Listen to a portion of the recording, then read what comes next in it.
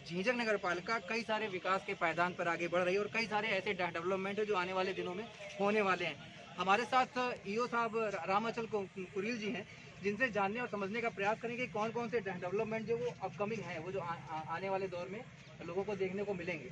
तो सर जरा बताइएगा कि कौन कौन से डेवलपमेंट हैं, कौन कौन से प्रोजेक्ट हैं जो पेंडिंग में है या जो प्रोसेसिंग में है। नगर पालिका परिषद झींझक जनपद कानपुर देहात द्वारा नगर में एक गौशाला का निर्माण कराया जा रहा है, जिसकी क्षमता 250 पशुओं को रखने की है। इसके अतिरिक्त राजकीय इंटर कॉलेज का भी निर्माण कराया जा रहा है और ये तुलसी उपवन जहाँ आप चल रहे हैं, यहाँ पर ये 1 करोड़ की लागत से पार्क का निर्माण कराया गया है, जिसमें सुबह शाम लोग टहलने के लिए आते हैं, काफ़ी संख्या में आते हैं जी। और इसके अतिरिक्त एक और पार्क है जिसको निर्माण कराया गया है और साथ ही हम लोग कूड़ा प्रबंधन के लिए हमारा सेंटर का निर्माण कर रहे हैं जी। और उसमें हम डोर टू डोर कूड़ा कलेक्ट करके फिर उसका सेग्रीगेशन करेंगे। सेग्रीगेशन के लिए अलग अलग कर लेंगे, लेकिन जो उसमें प्रोसेसिंग है, अभी प्रोसेसिंग मशीनी संयंत्र शासन द्वारा ये कहा गया है कि हमारा सेंटर निर्माण होने के पश्चात आपको उपलब्ध कराया जाएगा, तब प्रोसेसिंग कूड़े की शुरू की जाएगी। आपको एक तालाब दिखाना चाहेंगे जो तुलसी उपवन का ये तालाब है, तो सर जरा बताइए कि इसका डेवलपमेंट क्या है, क्या प्रोजेक्ट है, क्या स्टीमर बताया जा रहा है कि स्टीमर चलेंगे यहाँ पे। हाँ, इस पर इसमें उस जो लाल पत्थर से इसको सजाया जाएगा, इसका टेंडर हो गया, इसमें झूले लगाए जाएंगे बच्चों के लिए जी। और इसमें जो भी आवश्यक हैं लोगों के टहलने के लिए, प्रबंध करने के लिए जी, वो सब इसमें उपलब्ध कराए जाएंगे। जैसे पीने के लिए उत्तम पानी की व्यवस्था है, यहाँ पर डस्टबिन रखे हुए हैं और कई प्रकार के पेड़ भी लगाए गए हैं और लोग इसका उपयोग भी करते हैं। लोग सुबह सुबह आते सुबह शाम में टाइमिंग है इसके 5 बजे से और 5 बजे सुबह, तो लोग इसका उपयोग करते हैं। काफ़ी संख्या रिस्पांस है, अच्छा है नागरिकों को। अच्छा सर, ये कहा जाए कि कानपुर का जो मोती झील है उसका छोटा सा मॉडल आपको झींझक में देखने को मिलेगा। हाँ, लगभग प्रयत्न कर रहे हैं कि हम बेहतर देने का प्रयास किया जाए कि लोगों को पार्क, जैसा कि निर्देशित है कि नगर में हर नगर में एक पार्क का डेवलप किया जाए, तो उसी कड़ी में शासन के निर्देशानुसार इस पार्क का विकास किया गया है। अच्छा सर, एक और बताइए कि कौन सी ऐसी महत्वपूर्ण योजना है जो झींझक के लिए बड़ी खास साबित होगी आने वाले 2-4-5 सालों में।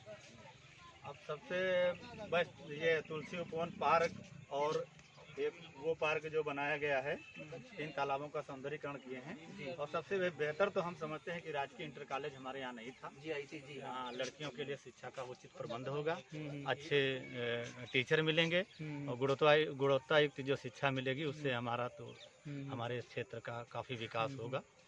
अभी तक यहाँ प्राइवेट कॉलेज ही थे, लेकिन राजकीय इंटर कॉलेज की स्थापना से माननीय विधायिका जी के सहयोग से हमें जो मिल गया है उसकी बहुत बड़ी उपलब्धि है। अच्छा, दूसरा एक सवाल कूड़ा प्रबंधन को भी आता है कि आप शहरीकरण जब करते हैं तो शहरीकरण में सबसे बड़ी समस्या कूड़े प्रबंधन को है, तो वेस्ट डिस्पोजल के लिए कोई खास योजना नहीं? हमारे यहाँ जो वेस्ट जनरेट होता है उसके डिस्पोजल के लिए डंपिंग ग्राउंड बनाई गई है जी। और MRF सेंटर जो करीब 33 लाख रुपए की लागत से बन चुका है, उसको शीघ्र ही हम शुरू कर देंगे।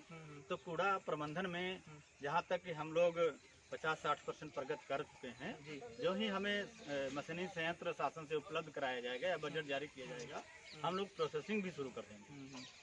तो निश्चित तौर पर मैं आपको बताना चाहूँगा कि आने वाले 4-5 सालों में जो झींझक के लिए काफ़ी महत्वपूर्ण होने वाले हैं, तो ये जो तुलसी उपवन है ये आपको एक विविध स्वरूप में देखने को मिलेगा। MRF सेंटर है वो आपको विविध स्वरूप में देखने को मिलेगा। अंत्येष्टि स्थल है वो भी उसका सौंदर्यीकरण जैसा बताया सर ने कि वो उसका होने वाला है। और कहा जा रहा है कि थाना जो है वो भी प्रोसेसिंग में है, वो आने वाले दिनों में उसका भी कंप्लीट या बिल्डिंग बन रही है वो भी हो जाएगा।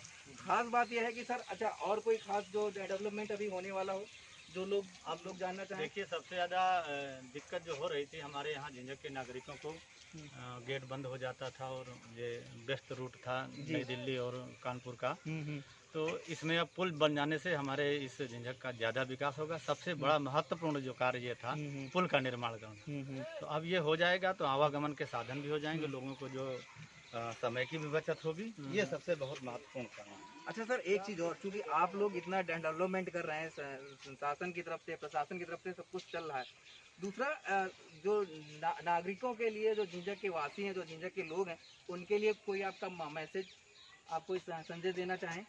नागरिकों के लिए तो हम लोगों ने जैसे पक्के आवास उपलब्ध कराए हैं। प्रधानमंत्री आवास योजना के अंतर्गत करीब 600 आवासों का मैंने निर्माण कराया है, जी जी। जिसमें हमारे जैसे नागरिकों लोगों की गरीबी कम हुई है, उनको पक्का आवास मिल गया है, जिससे वो लोग अन्यत्र अपना रोजगार खोज सकते हैं।